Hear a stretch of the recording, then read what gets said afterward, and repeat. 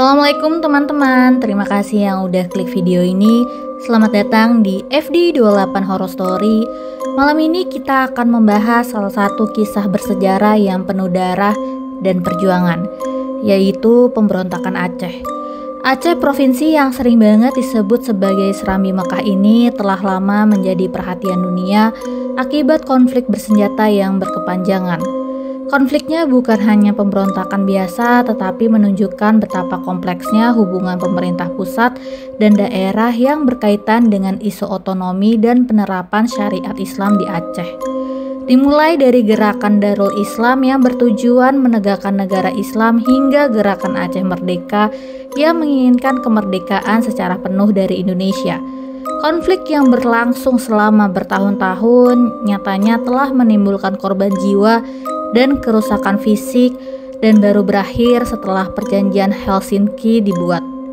Sebenarnya apa yang memicu terjadinya konflik bersenjata di Aceh ini? Bagaimana konflik ini akhirnya bisa selesai? Dan gimana sih dampak yang ditimbulkan? Malam ini kita akan membahas konflik Aceh mulai dari pemberontakan Darul Islam hingga Aceh Merdeka yang mewarnai gejolak sejarah Indonesia. Makanya cerita ini penting banget kita bahas supaya jadi pengingat buat kita semua tentang betapa berharganya persatuan dan keberanian rakyat Indonesia dalam melawan penjajahan. Sebelum kita masuk ke kisahnya, jangan lupa siapin posisi ternyaman kalian, makanan, minuman, dan cemilan. Tanpa perlu basa-basi lagi, mari kita bahas.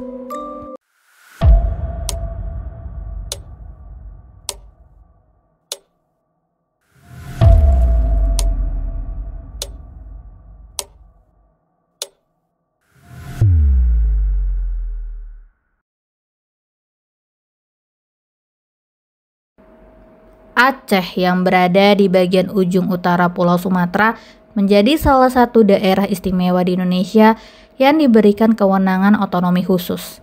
Sebelum menjadi Aceh yang kita kenal saat ini, Aceh telah melewati sejarah yang teramat panjang dimulai dari zaman prasejarah. Para arkeolog telah menemukan bukti bahwa Aceh ini sudah dihuni oleh manusia sejak zaman Mesolitikum dengan ditemukannya beberapa artefak purba seperti situs Bukit Kerang, kapak Sumatralit, fragmen gigi manusia, dan tulang badak, dan juga beberapa peralatan sederhana lainnya yang memberikan bukti kuat bahwa Aceh ini telah menjadi rumah bagi manusia zaman prasejarah sekitar 5.000 hingga 7.400 tahun yang lalu. Seiring berjalannya waktu, Aceh pun mengalami banyak perkembangan sebelum Islam masuk ke Aceh. Wilayah-wilayah ini seperti wilayah-wilayah di Nusantara telah terlebih dahulu mengenal peradaban Hindu-Buddha yang datang dari Asia Selatan, khususnya India. Pada masa itu, Aceh memiliki kerajaan Hindu seperti Indrapuri, Indrapatra, dan Indrapurwa yang berlokasi di Aceh Besar. Kerajaan-kerajaan ini mengadopsi kepercayaan Hindu-Buddha dan dipengaruhi oleh budaya India yang terlihat dari segi arsitektur seni dan kepercayaan spiritualnya. Aceh juga diketahui pernah menjadi bagian dari kerajaan-kerajaan Hindu-Buddha di Nusantara seperti Sriwijaya, ditambah dengan keberadaan prasasti dari Tanjore dan Tamil. Ada bukti kuat kalau kerajaan Lamuri yang terletak di wilayah Aceh pernah menjadi bagian dari wilayah kekuasaan kerajaan Chola yang saat itu dipimpin oleh Rajendra dari India pada tahun 1030. Namun sayangnya hingga kini masih belum dapat dipastikan atau ditentukan kapan kekuasaan serta pengaruh Hindu-Buddha berakhir di Aceh. Sama seperti belum bisa dipastikan sejak kapan Islam pertama kali disebarkan di Aceh. Yang jelas pengaruh Hindu-Buddha kini berganti dengan dominasi Islam yang sangat kuat. Mengenai waktu masuknya Islam, pendapat paling umum adalah Islam masuk ke Aceh sejak masa kekhalifahan Utsman bin Affan. Tapi beberapa pendapat mendebat pendapat ini karena meyakini kalau proses Islamisasi di Aceh sebenarnya terjadi secara bertahap dan tidak bisa dipastikan dengan tepat waktunya. Sementara itu, seorang orientalis Belanda yang bernama Snok Hungroenye mengajukan teori Gujarat yang cukup terkenal di mana dalam teori ini. Menurut Snok, Islam masuk ke Aceh itu justru bukanlah Islam yang dibawa langsung oleh para sahabat Nabi Muhammad Sallallahu Alaihi Wasallam, melainkan Islam yang sudah berkembang dan mengalami perubahan di wilayah Gujarat, India. Dalam pandangan Snok, Islam yang dibawa ke Aceh lebih bersifat sinkretis dan telah bercampur dengan kepercayaan lokal.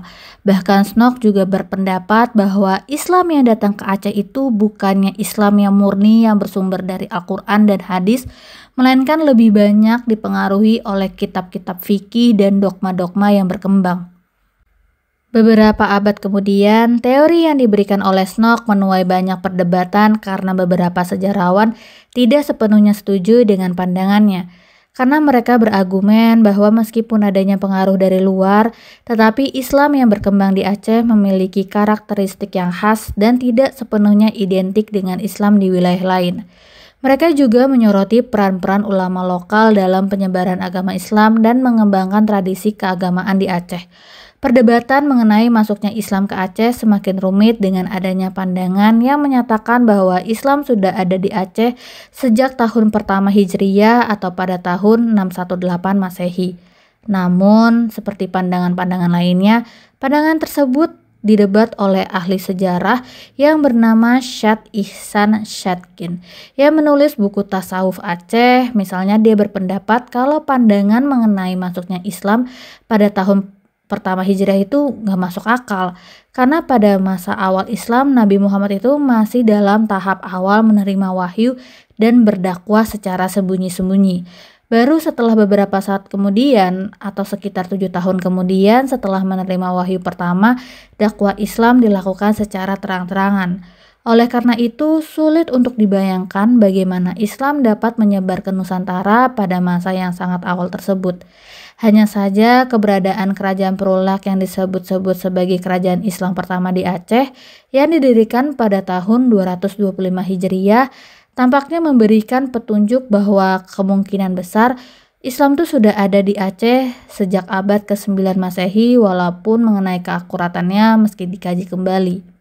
Beberapa sejarawan juga berpendapat kalau kerajaan Parolak inilah yang kelak menjadi cikal bakal munculnya kerajaan Samudra Pasai yang berkembang dari wilayah kekuasaan Parolak. Tapi banyak pula ahli yang membantah pandangan tersebut dengan menyatakan bahwa Kesultanan Samudra Pasai muncul untuk menaklukkan kerajaan Parolak dan menggabungkannya ke dalam wilayah kekuasaannya. Mengenai pendapat mana yang benar masih menjadi perdebatannya hingga saat ini. Ini sulit dibuktikan karena keterbatasan sumber sejarah yang ada. Pada tahap perkembangan Aceh berikutnya, Aceh menyaksikan keruntuhan Kesultanan Samudra Pasai pada akhir abad ke-40 setelah invasi Portugis. Keruntuhan ini mewariskan kejayaan pada Kesultanan Aceh yang kemudian berdiri dengan pusat pemerintahannya di Kutaraja atau sekarang dikenal sebagai Banda Aceh. Kesultanan Aceh inilah yang kemudian mengalami masa keemasan yang panjang, membentang dari abad ke-15 hingga awal abad ke-20 atau yang lebih spesifiknya sejak tahun 1496 hingga 1903 Masehi. Aceh sepanjang masa tersebut menjadi pusat perdagangan dan kekuatan maritim di kawasan Selat Malaka yang akhirnya menarik perhatian banyak bangsa baik dari kawasan Asia maupun Eropa. Kesuksesan Kesultanan Aceh dalam membangun wilayahnya tentu bukan hanya karena sumber daya alam di wilayah yang sangat kaya raya ini, akan tetapi karena komitmen Kesultanan untuk mengembangkan sumber daya manusianya. Di bawah kendali Kesultanan Aceh, wilayah paling utara Pulau Sumatera ini mampu membangun sistem pendidikan yang kuat terutama dalam bidang keagamaan maupun militer yang memberikan pondasi dan bekal bagi masyarakat Aceh untuk mempertahankan diri serta memperluas wilayah kekuasaannya. Selain itu, kehidupan di dalam wilayah Kesultanan Aceh yang terbukti sangat damai dan tentram menjadi faktor lain yang mendorong kejayaan Kesultanan Aceh. Situasi tersebut bisa dicapai karena sistem pemerintahannya yang teratur dan sistematik.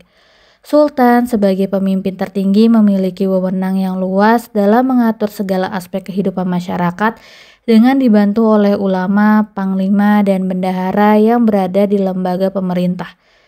Keteraturan yang ada berdampak positif pada hubungan diplomatik yang dijalin oleh Kesultanan Aceh dengan berbagai negara di kawasan Asia dan Eropa. Namun, meski Aceh menjalani hubungan diplomatik dengan negara-negara lain, tapi Aceh juga konsisten menentang imperialisme terutama yang dilakukan oleh bangsa Eropa seperti Portugis dan Belanda.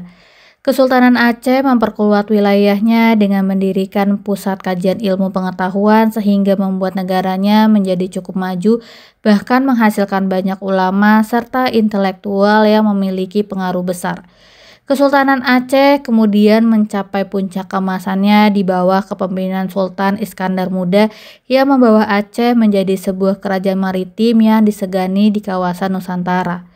Kekayaan alam yang sangat melimpah, terutama rempah-rempah, menjadikan Aceh sebagai pusat perdagangan yang semakin strategis sehingga menarik banyak bangsa asing untuk mendatangi Aceh. Salah satunya adalah seorang penjajah dari Prancis mengunjungi Aceh di masa itu, bahkan membuat catatan kalau di bawah kepemimpinan Sultan Iskandar Muda, wilayah Aceh membentang luas hingga pesisir barat, Minangkabau, dan Perak. Sementara hubungan diplomatik Kesultanan Aceh dengan negara-negara barat pun semakin terjalin erat sejak abad ke-16. Aceh telah menjalani hubungan dagang dan politik dengan berbagai negara di Eropa seperti Inggris, Ottoman, dan Belanda. Puncak kejayaan itu tidak berlangsung lama, sebab kemudian Aceh terlibat dalam perang perebutan kekuasaan yang panjang dengan bangsa-bangsa Eropa yang berusaha untuk menjajah Aceh. Perang Aceh dengan Portugis di abad ke-16 menjadi konflik pertama yang harus dihadapi oleh Aceh. Lalu di abad ke-18 kembali terjadi perang dengan Inggris dan Belanda, di mana pada abad ke-18 itu Aceh terpaksa menyerahkan wilayahnya di Kedah dan Pulau Pinang di Semenanjung Melayu kepada Inggris. Di tahun 1824 disepakati Persetujuan London atau lebih dikenal dengan Persetujuan Britania-Belanda yang menandai babak baru dalam persaingan kolonial di Nusantara. Dalam perjanjian tersebut, Inggris secara resmi menyerahkan wilayah-wilayah kekuasaannya di Sumatera kepada Belanda, terutama wilayah-wilayah yang sebelumnya menjadi objek persaingan antar kedua negara. Salah satu hal yang menarik perhatian adalah klaim Britania atas Aceh. Padahal Britania itu tidak memiliki bukti kuat atas penguasaan penuh atas Aceh. Tapi Britania tetap memasukkan wilayah Aceh sepenuhnya ke dalam daftar wilayah yang harus diserahkan. Beberapa sejarawan berpendapat bahwa hal ini dilakukan untuk mencegah Prancis mendapatkan pengaruh yang lebih besar di kawasan Nusantara pada abad ke-19. Memang persaingan antara Inggris, Belanda, dan Prancis untuk menguasai wilayah-wilayah di Asia Tenggara menjadi persaingan yang sengit. Jadi dengan menyerahkan Aceh ke Belanda, harapan Britania adalah untuk mencegah Prancis memperluas wilayah kekuasaannya di kawasan Aceh. Tentu saja tindakan Britania ini menimbulkan konsekuensi yang sangat besar terutama bagi Aceh karena Belanda sudah lama mengincar Aceh sebagai wilayah kekuasaannya. Belanda kini mendapatkan peluang emas.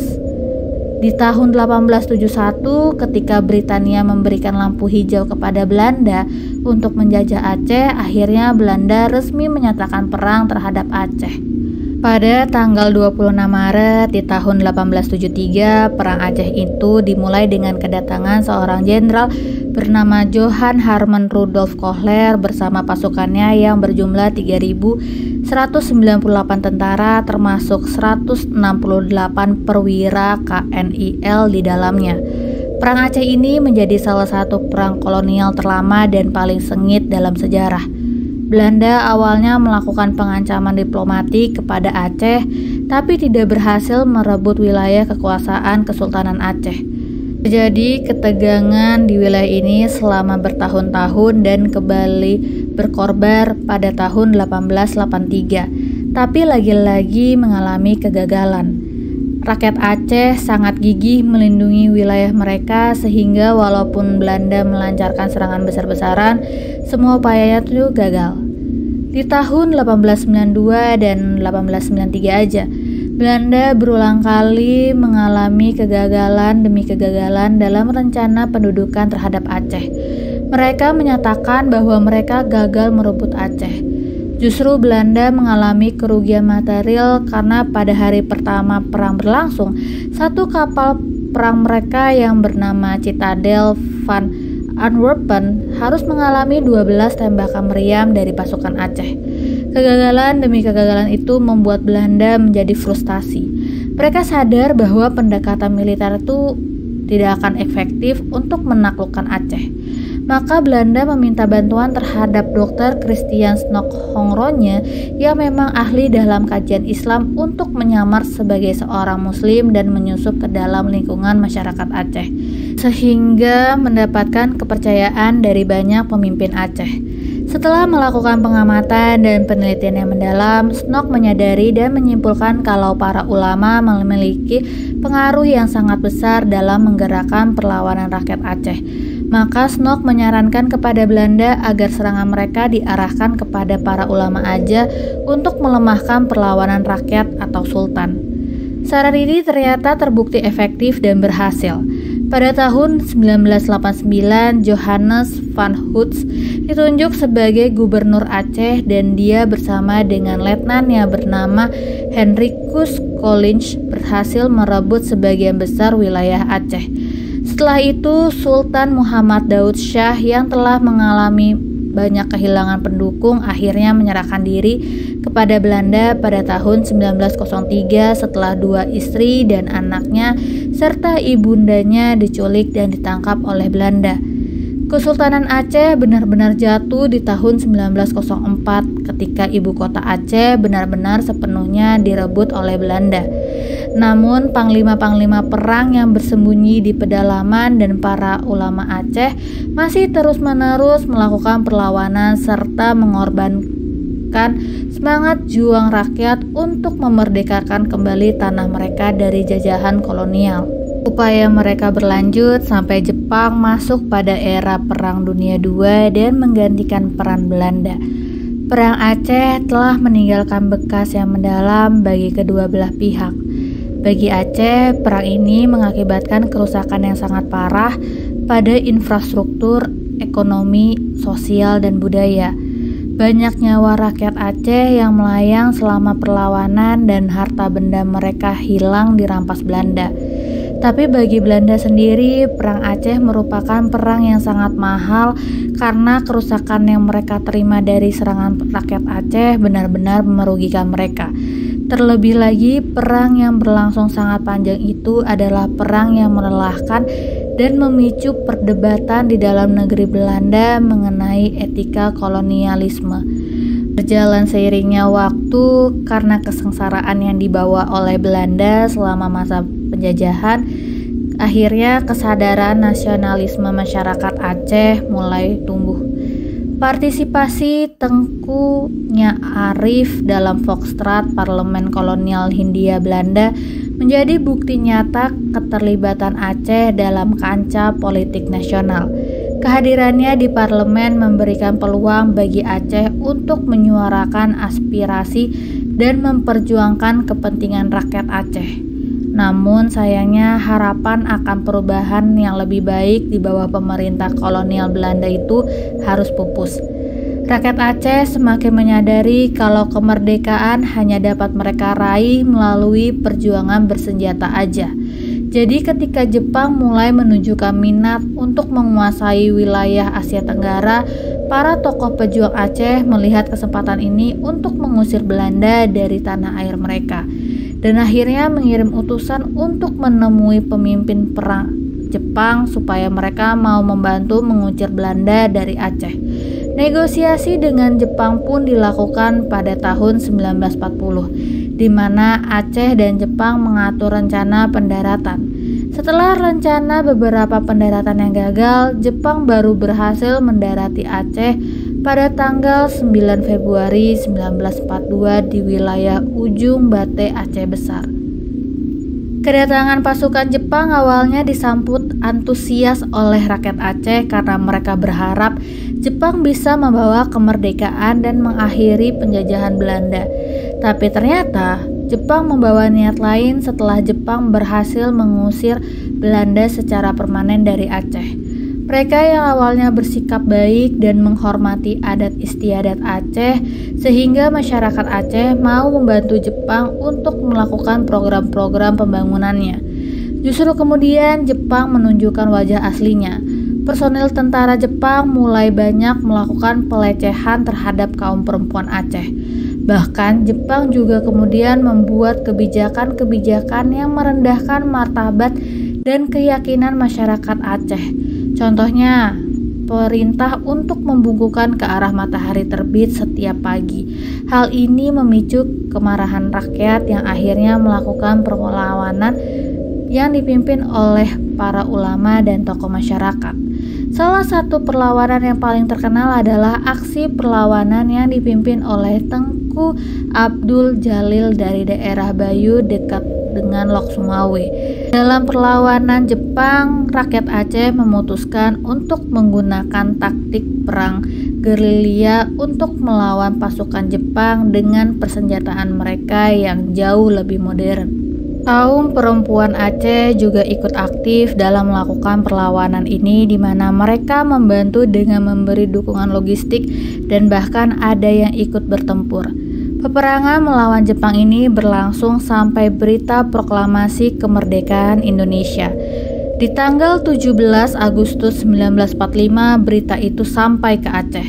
Tapi masalahnya proklamasi itu tidak serta-merta membuat seluruh wilayah Aceh mengakui kedaulatan Indonesia. Aceh masih penuh gejolak dan masih harus menghadapi berbagai tantangan dalam mempertahankan kemerdekaannya, terutama dari upaya Belanda untuk kembali menjajah Indonesia. Setelah Indonesia benar-benar merdeka pun, Aceh yang telah mengakui kedaulatan Indonesia dan resmi menjadi bagian dari Indonesia tetap berusaha keras memperjuangkan otonomi khusus untuk menjaga keistimewaan budaya dan agama mereka. Dari sinilah akar permasalahan pemberontakan Aceh kepada pemerintahan Indonesia dimulai. Aceh yang mayoritas penduduknya beragama Islam menaruh harapan besar kepada pemerintah pusat, khususnya kepada Soekarno yang telah berjanji untuk menerapkan syariat Islam di Aceh dan merealisasikan agar syariat Islam menjadi landasan negara Indonesia. Namun harapan itu perlahan memudar ketika pemerintah pusat jauh lebih fokus ke penyatuan negara dan pembangunan nasional. Ketidakpuasan dan kekecewaan masyarakat Aceh kian memuncak ketika pemerintah pusat mengambil kebijakan yang dianggap bertentangan dengan nilai-nilai Islam yang dianut oleh masyarakat Aceh. Selain itu, peleburan Provinsi Aceh di Sumatera Utara pada tahun 1950 juga menjadi titik balik yang memicu kekecewaan semakin mendalam di kalangan masyarakat Aceh. Keputusan tersebut dianggap sebagai pengingkaran terhadap jasa-jasa Aceh dalam perjuangan kemerdekaan.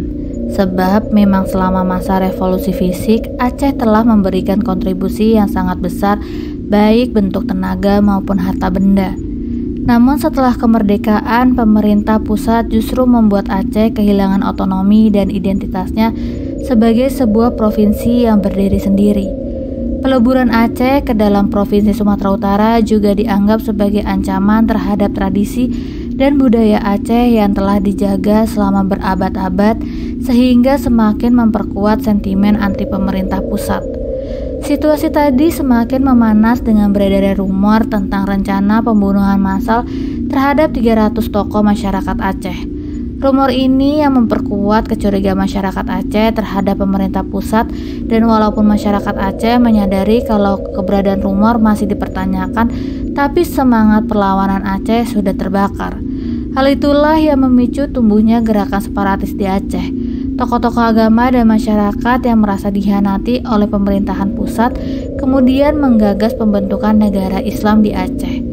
Peristiwa yang kemudian dikenal sebagai pemberontakan Darul Islam di Aceh ini dimulai pada tanggal 13 Muharram 1372 Hijriah atau pada tanggal 21 September 1953 dengan pernyataan proklamasi berdirinya Negara Islam Indonesia atau NII oleh Tengku Muhammad Daud Beu Reweh atas nama rakyat Aceh.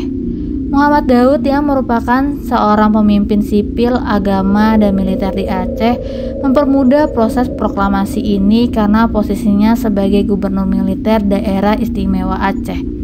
Dia berkuasa penuh atas pertahanan daerah Aceh dan menguasai seluruh aparat pemerintah, baik sipil maupun militer. Peran ini membuat Muhammad Daud tidak sulit untuk mendapatkan pengikut serta menciptakan basis pendukung. Gerakan perlawanannya lebih lancar setelah Muhammad Daud berhasil mempengaruhi banyak pejabat pemerintah Aceh, khususnya di daerah Pidi, untuk melepaskan diri dari Indonesia dengan menyetujui proklamasi yang dilakukan. Proklamasi itu menyatakan kalau Aceh merupakan bagian dari negara Islam Indonesia di bawah kepemimpinan Imam Besar Negara Islam Indonesia yang saat itu dijabat oleh pendiri NII, yaitu Sekar Maji Marijan Kartosuwiryo, yang bertempat tinggal di Desa Cisampang, Tasikmalaya, Jawa Barat. Proklamasi tersebut juga menjadi bentuk protes terhadap pemerintah pusat dan sekaligus upaya untuk mewujudkan cita-cita masyarakat Aceh dalam menerapkan syariat Islam secara kafah atau sempurna. Setelah memproklamasikan berdirinya Negara Islam Indonesia atau NII, Aceh pada tahun 1953, para pendukung Tengku Daud berhasil menguasai wilayah yang cukup luas di Aceh. Beberapa kota penting bahkan berada di bawah kendali mereka. Keberhasilan awal ini menunjukkan kekuatan dan pengaruh yang dimiliki oleh gerakan separatis di Aceh. Sementara pemerintah pusat yang melihat situasi genting di Aceh akhirnya membuat tindakan di bawah perwakilan Perdana Menteri Ali Sastro Ami Joyo. Pemerintah pusat melakukan upaya untuk mengatasi pemberontakan dengan menyampaikan pidato di hadapan DPR pada tanggal 28 Oktober tahun 1953 untuk menjelaskan secara rinci mengenai peristiwa yang terjadi di Aceh. Dalam pidato yang disampaikan oleh Ali, pemerintah pusat menegaskan bahwa pemberontakan Aceh adalah ancaman serius bagi kedaulatan negara yang harus diatasi. Pemerintah pusat lalu segera melakukan operasi militer dengan mengirim pasukan untuk memulihkan keamanan dan ketertiban di Aceh.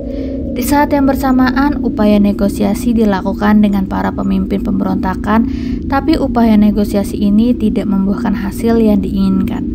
Jadi pemerintah akhirnya berupaya untuk memenangkan hati para rakyat Aceh dengan memberikan berbagai fasilitas dan pelayanan publik. Dengan semakin intensif operasi militer yang dilakukan oleh ABRI, gerakan di Aceh semakin terdesak. Pasukan Muhammad Daud terpaksa meninggalkan daerah-daerah perkotaan dan mengalihkan basis operasinya ke daerah-daerah yang sulit terjangkau. Ketika kondisinya makin sulit, pemerintah pusat berupaya untuk menyelesaikan konflik melalui jalur damai dengan bantuan dari pemerintah daerah Sumatera Utara dan Sumatera Tengah. Operasi militer memang tetap dilanjutkan, tetapi kali ini diimbangi dengan upaya untuk membuka ruang dialog dan negosiasi dengan para pemimpin pemberontakan. Puncak dari upaya perdamaian ini diselenggarakan Musyawarah Kerukunan Rakyat Aceh pada bulan Desember tahun 1962. Musyawarah ini bisa terjadi atas inisiatif Panglima Kodam I Iskandar Muda, Kolonel Jenderal Makarawong, yang bertujuan untuk menemukan solusi damai atas konflik yang sudah cukup berkepanjangan.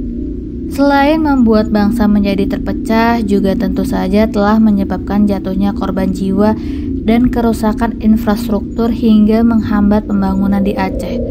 Beruntung setelah negosiasi damai yang itu pun sangat panjang dan melelahkan, akhirnya Muhammad Daud memutuskan menyerahkan dirinya yang menandai berakhirnya pemberontakan Darul Islam atau Tentara Islam Indonesia di Aceh.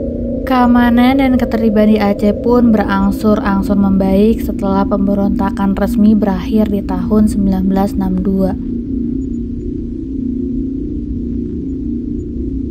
Setelah berakhirnya pemberontakan Darul Islam tersebut, Aceh mengalami masa tenang. Namun sebenarnya, bibit-bibit kekecewaan terhadap pemerintah pusat masih tumbuh subur di kalangan masyarakat Aceh yang kemudian meletus dengan munculnya gerakan separatis baru yang dikenal dengan nama Gerakan Aceh Merdeka atau GAM. Gerakan ini muncul karena akar-akar historis yang memang penuh gejolak konflik. Awalnya Aceh merasa kalau perjuangan mereka dalam melawan kolonialisme hingga kemerdekaan Indonesia masih tidak diakui kontribusinya. Padahal pada masa penjajahan Belanda pada tahun 1800-an, Aceh merupakan pusat perlawanan terhadap kolonial Belanda. Masyarakat Aceh adalah salah satu rakyat Indonesia yang terakhir yang menyerah pada pemerintahan kolonial. Itu pun setelah terjadi kampanye brutal selama 30 tahun dalam bentuk Perang Aceh yang bermula sejak tahun 1873 dan baru berakhir pada tahun 1903. Lalu ketika Belanda menyerahkan kedaulatan wilayah jajahannya, pemerintah Aceh diserahkan kepada Indonesia yang menurut kelompok GAM, hal itu dilakukan tanpa berkonsultasi atau berdiskusi terlebih dahulu.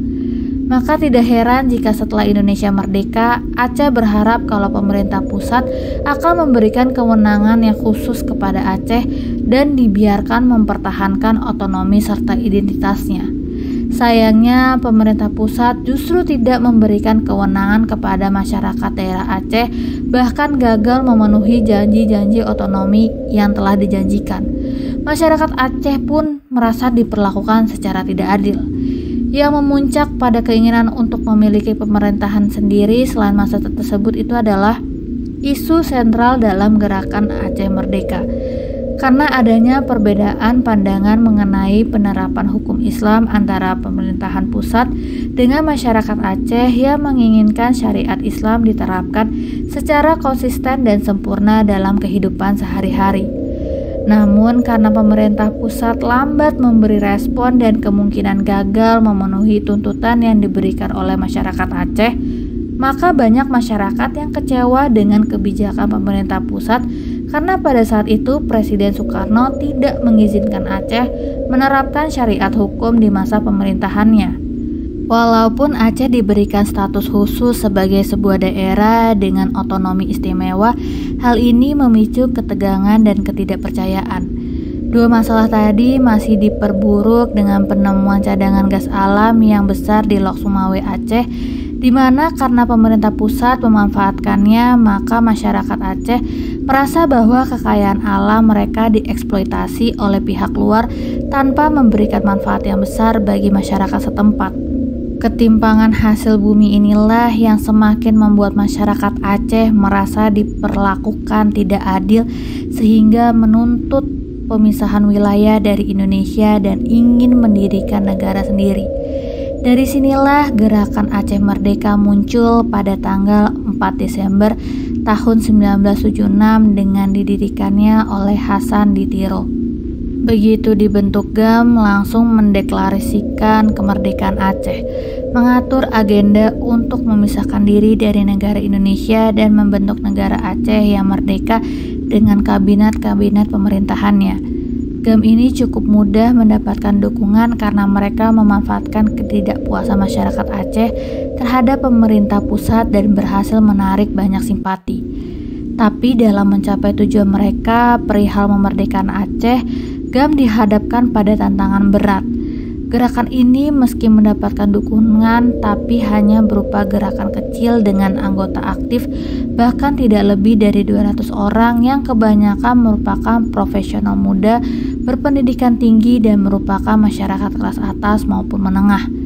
Mereka jelas gak punya pengalaman militer, makanya serangan pertama GAM tidak berjalan secara mulus.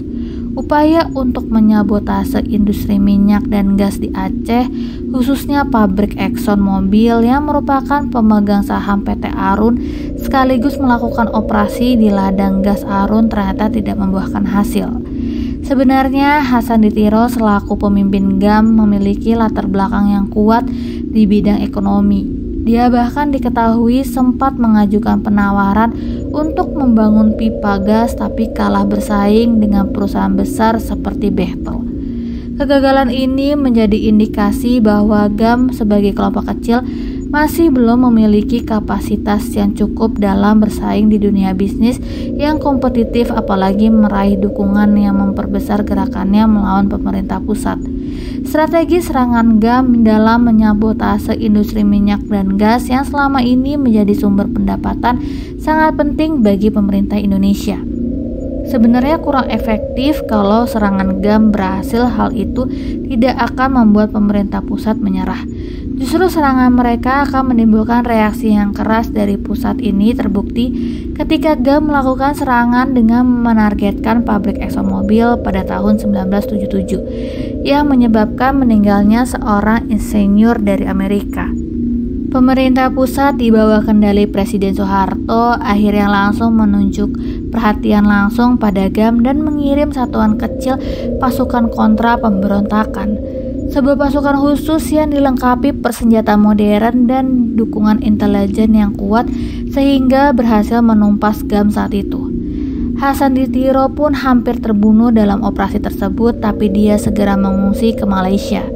Sementara semua kabinetnya ada yang diasingkan, dipenjara, dibunuh, dan ada pula yang melarikan diri ke luar negeri pada tahun 1979. Namun meski berusaha ditumpas oleh pemerintah pusat, GAM tidak musnah begitu saja. Di tahun 1989 terjadi kebangkitan kedua setelah GAM mendapatkan dukungan finansial dan pelatihan militer dan beberapa negara, terutama negara-negara Arab seperti Libya dan Iran, di mana salah satunya sudah tercatat sejak tahun 1985 Hasan Ditiro mendapatkan dukungan dari Libya dengan memanfaatkan kebijakan Muhammad Gaddafi yang mendukung pemberontakan nasionalis, tapi tidak jelas apakah Libya ikut mendanai GAM atau hanya memberikan tempat perlindungan saja untuk anggota GAM dan memberikan pelatihan militer. Dengan dukungan-dukungan dari banyaknya negara Arab, kebangkitan ini awalnya mendapatkan jalan dan memang diuntungkan dengan posisi pemerintah Indonesia yang di masa itu sedang menghadapi krisis ekonomi serta munculnya gerakan reformasi nasional. Konflik kembali bergejolak di Aceh, apalagi setelah para anggota GAM yang mengikuti pelatihan militer telah kembali dari Libya dan ada sekitar 1.000 tentara yang sudah terlatih dan jauh lebih terorganisir dikerahkan oleh GAM untuk merebut kekuasaan dari pemerintah pusat. Ketika GAM sudah melakukan upaya-upaya kemerdekaan, pemerintah pusat yang sudah menyadari ancaman-ancaman di Aceh segera melakukan operasi militer besar-besaran yang membuat GAM kembali terdesak. Dalam operasi militer ini, Aceh dinyatakan sebagai wilayah operasi militer khusus atau daerah operasi militer sehingga akses wilayahnya ditutup. Pasukan khusus anti pemberontakan pun yang diterjunkan segera menyisir desa-desa yang diduga menampung anggota GAM. Mereka membakar desa yang menjadi basis operasi dan bahkan menculik serta menyiksa anggota keluarga tersangka militan GAM. Amnesty International menyebut kalau respon militer ini sebagai terapi kejut dan diyakini kalau kurang lebih ada 7.000 pelanggaran hak asasi manusia selama operasi militer ini berlangsung. Selain pemerintah pusat yang dituduh melakukan pelanggaran HAM berat selama konflik ini berlangsung, GAM juga tidak luput dari tuduhan serupa. Pelanggaran yang dituduhkan salah satunya adalah GAM melakukan eksekusi terhadap individu yang dicurigai sebagai informan militer dan tindakan eksekusinya tersebut seringkali dilakukan tanpa proses peradilan. GAM yang menyerang fasilitas militer pun dituduh melakukan serangan terhadap infrastruktur sipil seperti sekolah, di mana tindakan ini dianggap sebagai pelanggaran terhadap hukum humaniter internasional yang melindungi warga sipil. Ketegangan dan saling tuduh ini berlangsung selama bertahun-tahun. Hingga pada tahun 1996, pemerintah pusat secara resmi mengumumkan bahwa gerakan Aceh Merdeka telah berhasil ditumpas dan tidak lagi menjadi ancaman. Klaim tersebut didasarkan pada keberhasilan operasi militer dalam menghancurkan basis-basis operasi gerakan Aceh Merdeka di seluruh wilayah Aceh. Banyak pemimpinnya ditangkap atau melarikan diri ke negara-negara tetangga seperti Malaysia. Selain itu, dukungan rakyat terhadap GAM juga dinilai semakin melemah sehingga GAM tidak punya ruang untuk bergerak lebih jauh lagi. Masalahnya ketika rezim Orde Baru akhirnya runtuh di tahun 1998, babak baru dalam Aceh muncul kembali. Reformasi yang bergulir dan situasi yang masih belum stabil di Indonesia membawa angin segar bagi gerakan Aceh Merdeka. Apalagi keputusan B.J. Habibie untuk menarik sebagian besar pasukannya dari Aceh ternyata justru memberikan ruang gerak yang lebih luas bagi gerakan Aceh Merdeka untuk merekrut anggota baru serta memperkuat basis pendukungnya. GAM memanfaatkan sentimen anti-militer yang tumbuh di kalangan masyarakat Aceh dengan membumbui cerita mereka dengan menggunakan kekejaman yang dilakukan oleh aparat militer pada masa lalu, sehingga membuat banyak pemuda Aceh tertarik untuk gabung dengan GAM. Selain itu, masuknya senjata dalam jumlah besar dari luar negeri, terutama dari Thailand, akhirnya semakin memperkuat kemampuan militer GAM yang memungkinkan mereka untuk melakukan serangan yang jauh lebih besar dan efektif untuk melawan pemerintah pusat. Aktivitas yang semakin kuat ini membuat mereka mampu menguasai 70% pedesaan di seluruh Aceh dan memicu terjadinya peningkatan kekerasan di Aceh karena GAM mulai melakukan serangan terorganisir terhadap pejabat pemerintah dan warga sipil, terutama warga Jawa. Tindakan GAM tersebut memicu kemarahan masyarakat yang kemudian mendesak pemerintah supaya mengambil tindakan yang tegas terhadap GAM. Pemerintah pusat merespon dengan mengirim serta meningkatkan kehadiran militer lagi di Aceh. Selama masa konflik ini, GAM mengalami dinamika kepemimpinan yang cukup kompleks. Tokoh sentral di GAM seperti Hasan Ditiro, Zain Abdullah, dan Malik Mahmud yang memilih untuk melakukan pengasingan di Swedia memberikan ruang bagi munculnya pemimpin-pemimpin lapangan di Aceh. Salah satunya yang paling menonjol adalah Abdullah Syafi'i di Matang yang menjadi juru bicara di Indonesia. Namun internal GAM mulai bergejolak dan mulai mengalami perpecahan di akhir tahun 90-an yang ditunjukkan dengan munculnya Dewan Pemerintahan Gerakan Aceh Merdeka atau MPGAM. Kehadiran dewan tersebut mempertegas bahwa memang ada perbedaan pandangan di antara para pemimpin GAM meskipun kabar perpecahan ini dibantah oleh juru bicara GAM, tapi hal ini tetap menjadi sorotan media dan publik. Di tengah situasi tersebut, upaya perdamaian terus dilakukan pada tahun 1999. Proses dialog pertama antara pemerintah pusat dan GAM akhirnya terjadi. GAM mengeluarkan deklarasi Stavanger setelah terjadi pertemuan perwakilan Aceh sedunia di Stavanger, Norwegia. Dalam deklarasi tersebut dinyatakan bahwa negara Aceh menerapkan sistem demokrasi.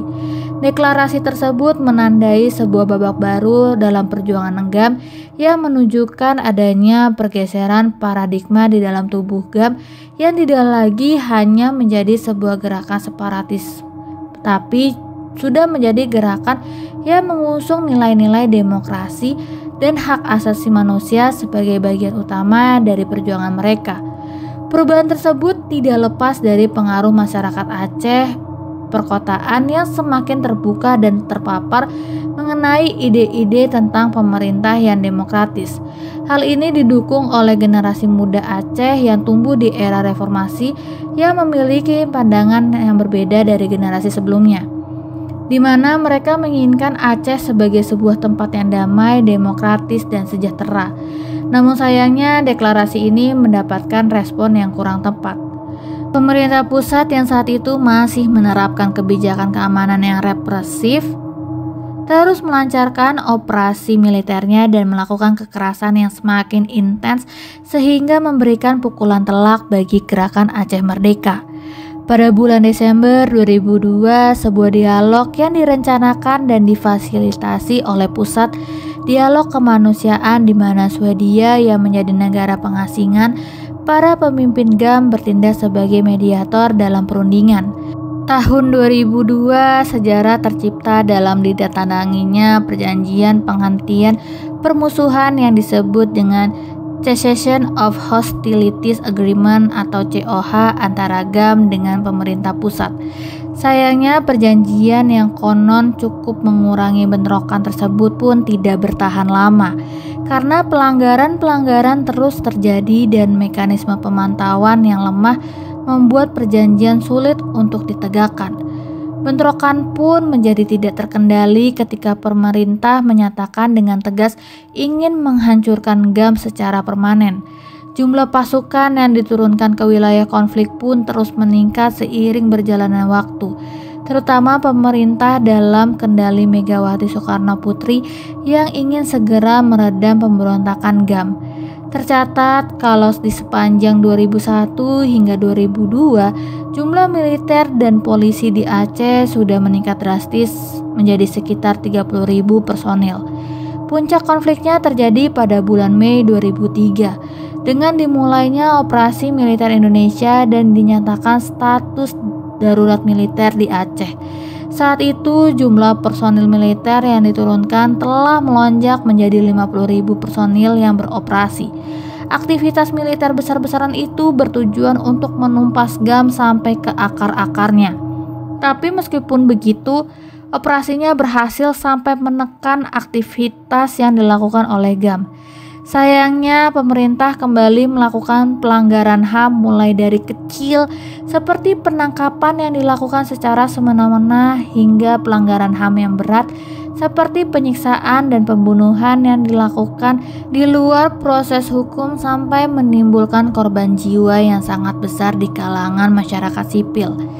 Di sisi lain, GAM yang ingin melepaskan diri dari pendekatan dan penekanan cara-cara militer untuk mencapai kemerdekaan sedang berusaha untuk mengubah strategi dan posisinya mendukung dengan diadakannya referendum. Tercatat kalau sebenarnya GAM sudah mendukung dan memfasilitasi demonstrasi pro referendum sejak tahun 1999. Tapi kekuatan GAM mulai melemah sejak kematian komandan lapangan yang berpengalaman dalam operasi militer termasuk Abdullah Syafi'i. Peruntuhan struktur GAM dan kekuatan militer GAM pun berkurang secara drastis karena ribuan anggota GAM ditangkap atau dibunuh. Situasi ini diperburuk karena situasi tsunami yang sangat besar menghancurkan Aceh pada tahun 2004 menjadi peristiwa ini sebagai titik balik dalam konflik Aceh. Bencana tsunami tersebut memaksa pemerintah pusat dan GAM menghentikan sementara permusuhan mereka dan lebih fokus pada upaya penyelamatan serta rehabilitasi bagi korban yang terdampak.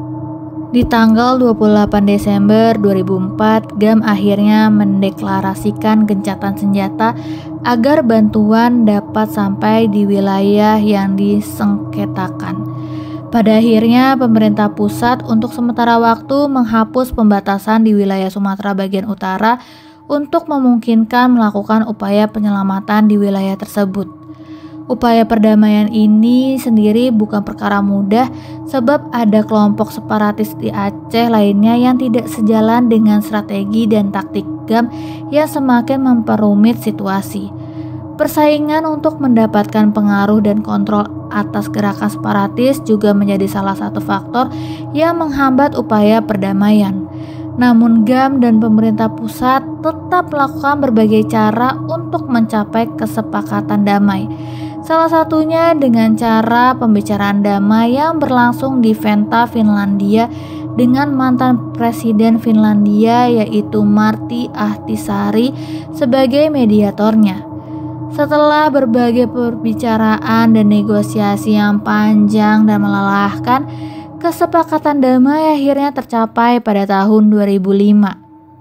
Kesepakatan damai yang resmi ditandatangani pada tanggal 5 Agustus 2005 di Aula Perjamuan Pemerintah Finlandia yang berlokasi di Helsinki itu kemudian dikenal sebagai Perjanjian Helsinki yang berisi kesepakatan kepada kedua belah pihak agar menghentikan segala bentuk kekerasan. Lalu GAM dalam perjanjiannya setuju untuk menyerahkan seluruh senjata mereka dibarengi dengan pemerintah pusat yang menarik seluruh pasukan non-lokal dari Aceh.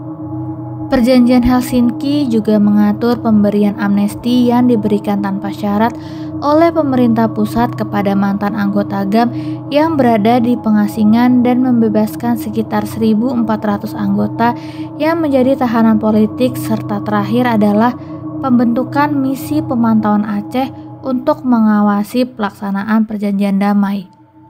Setelah momen yang sangat bersejarah ini, pemerintah pusat setuju untuk memfasilitasi pembentukan partai politik lokal yang berbasis di Aceh. Ini merupakan sebuah terobosan besar mengingat selama ini GAM beroperasi sebagai gerakan bawah tanah. Dengan adanya partai politik, aspirasi partai politik masyarakat Aceh dapat disalurkan melalui mekanisme yang jauh lebih demokratis. Selain itu, pembentukan Komisi Kebenaran dan Rekonsiliasi juga menjadi sebuah langkah maju dalam upaya penyelesaian konflik. Komisi ini bertujuan untuk mengungkap kebenaran mengenai pelanggaran HAM yang terjadi selama konflik serta memberikan rekomendasi untuk mencapai rekonsiliasi nasional. Dalam perkembangannya, pemerintah pusat dan GAM juga mulai membicarakan tentang masalah-masalah distribusi pendapatan yang tidak merata antara pusat dengan daerah, yang selama ini ternyata menjadi salah satu akar permasalahan konflik di Aceh. Kesepakatan Helsinki sebelumnya sudah memberikan solusi atas masalah ini dengan menetapkan bahwa 70% dari pendapatan sumber daya alam Aceh akan tetap berada di Aceh, di mana kebijakan ini memang memberikan otonomi yang jauh lebih besar kepada Aceh dalam mengelola sumber daya alamnya sendiri. Sesuai dengan kesepakatan di perjanjian Helsinki, GAM akhirnya melakukan penyerahan senjata kepada pihak berwenang dan secara resmi membubarkan sayap militernya. Di tanggal 27 Desember 2005, transformasi dari gerakan bersenjata yang sekarang menjadi organisasi politik ini memang menjadi tantangan tersendiri bagi GAM. Tapi dengan adanya dukungan dari masyarakat internasional dan pemerintah pusat, proses transformasi ini ternyata berjalan relatif lancar. GAM juga akhirnya mendapatkan kembali pemimpin serta pendirinya Hasan Ditiro yang pulang ke Indonesia setelah hampir 30 tahun berada dalam pengasingan. Kepulangannya menjadi simbol dari berakhirnya konflik Aceh dan penguatan kesepakatan damai.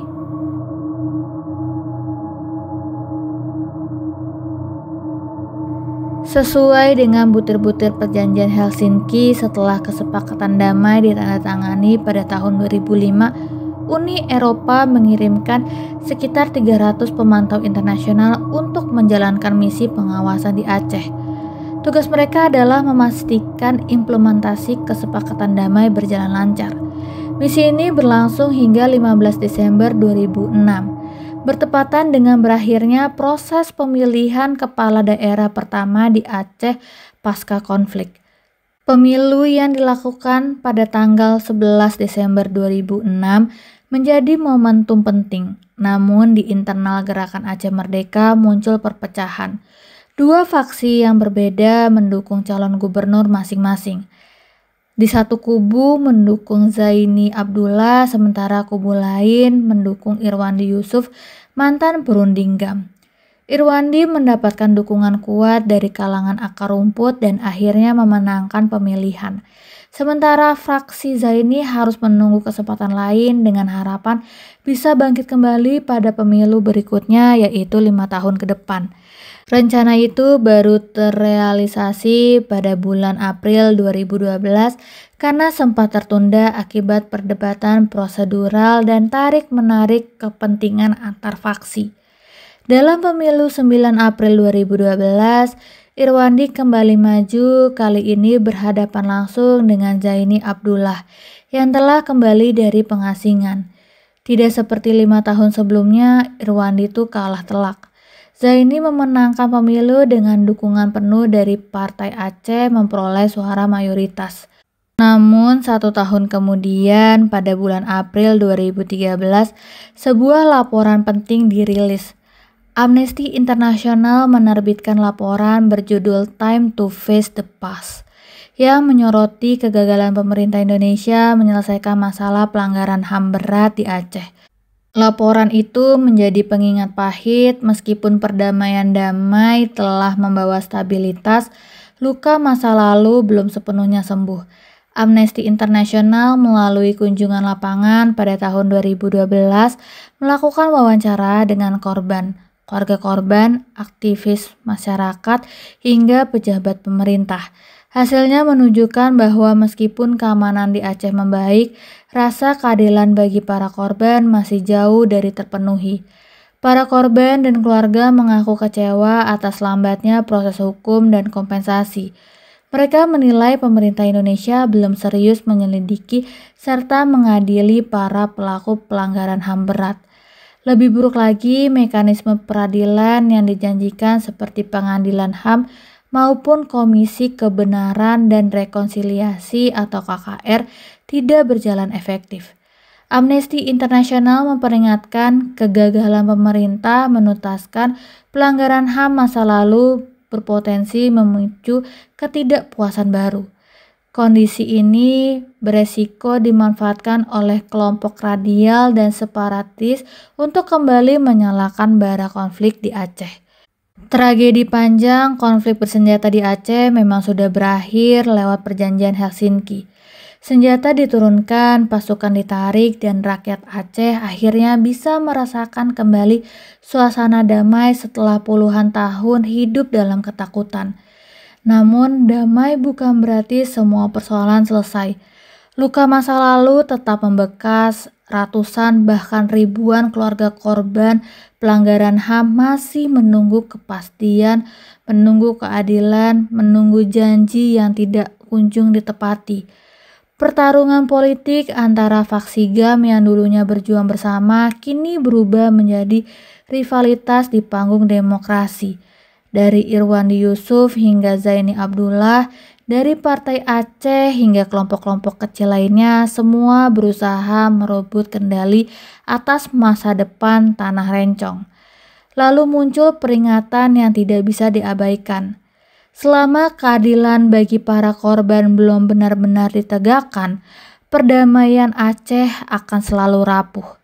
Kekecewaan dan rasa tidak percaya pada negara bisa dengan mudah dimanfaatkan oleh kelompok radikal untuk menyalakan api lama.